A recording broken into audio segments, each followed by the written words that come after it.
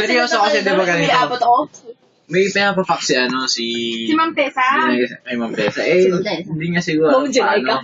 Patulong kay, Oo, nagpatulong siya sa LJ. akin. Tapos, siya yung nagda-dial. Pagka-dial niya, pagkasagot ng office, ako yung sasagot. Kasi, nagugulan siya sa tanong. Oo. E di, ako yung sumasagot.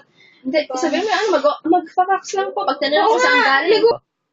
Nandun na sa opisina. Sabi, taklo man. Sabi, oo, ulit.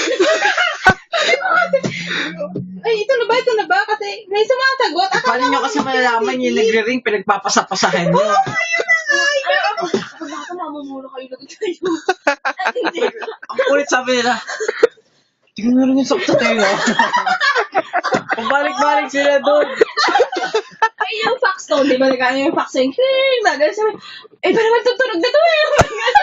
Tapos na may sumagot na, hindi nila alam. Kahit ko naman sito. Kaya nagulat sila kasi hindi nila alam sa office na. Abnormal. Tawa mo.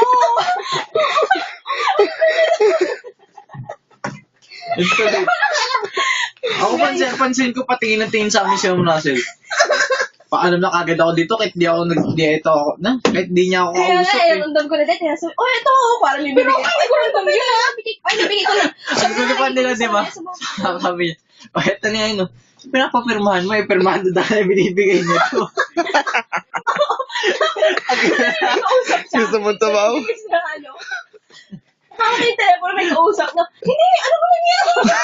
Ang gulo na. Sabi niya to, ito na